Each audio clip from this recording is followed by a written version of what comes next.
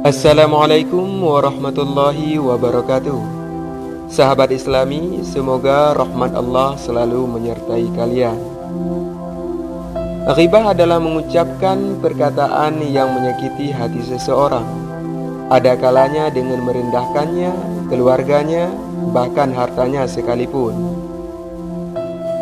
Mengumpat diharamkan dalam agama. Dalam satu ayat Allah Subhanahu wa taala berfirman, "Wala tajassasu wala yaghtab ba'dukum ba'da ayuhibbu ahadukum ayyakula lahma akhihi maita fakarihtumuhu."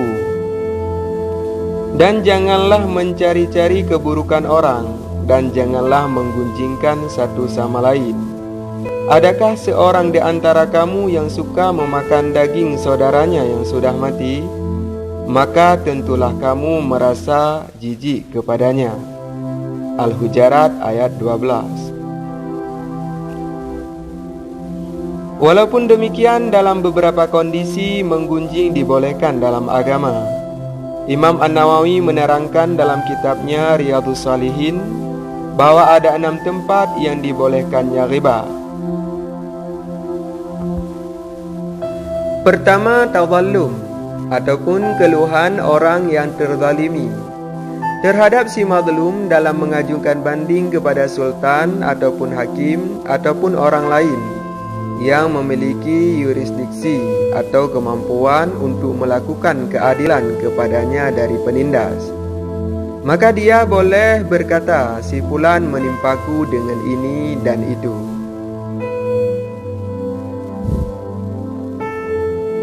Yang kedua, isti'anah ala taghyiri munkar, mencari pertolongan untuk mengubah kejahatan dan mengembalikan orang berdosa ke jalan yang benar. Maka dia berkata kepada mereka yang berharap bahwa dia akan dapat menghapus kejahatan, si fulan melakukan ini dan itu, tolong tegurkanlah ia. Dan niatnya adalah untuk mencapai penghapusan kejahatan. Dan jika tidak, maka itu dilarang.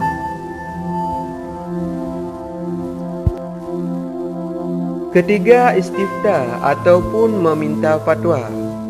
Dia berkata kepada mufti, ayah saya, saudara laki-laki saya, suami saya, atau si fulan menganiaya saya dengan ini. Jadi apakah dia punya hak untuk itu? Dan bagaimanakah cara saya diselamatkan darinya dan mengambilkan hak saya dan pembayaran ketidakadilan? Maka perkataan seperti ini diperbolehkan untuk kebutuhan. Keempat, tahzir muslimin, memperingatkan umat Islam terhadap kejahatan seseorang ataupun menasihati mereka, termasuk di dalamnya mengatakan si fulan adalah perawi yang fasik ataupun saksi yang fasik. Hal demikian dibolehkan dengan ijma' ulama. Dan termasuk di dalamnya pula konsultasi dalam calon pengantin baru. Kelima, al-fasik mujahir bifisqi, orang fasik yang terbuka tentang amoralitas ataupun bid'ahnya, seperti seseorang yang menampak-nampakkan meminum khamar, menyita orang, mengambil pajak, memungut uang secara tidak adil, dan melakukan hal-hal yang tidak benar. Sehingga diperbolehkan menyebut dia dengan apa yang dia lakukan secara terbuka, dan dilarang menyebutkannya dengan kesalahan lain. Keenam, ta'arif ataupun mengenalkan seseorang. Jika seseorang dikenal dengan gelar al-a'mas, lemah penglihatan, ataupun al-a'raj, yang pincang, ataupun al-asam, yang tuli, ataupun al-a'mah, yang buta, dan lain-lain sebagainya, maka dibolehkan untuk mengenalkannya dengan hal itu, dan dilarang menggunakannya dengan maksud merendahkan.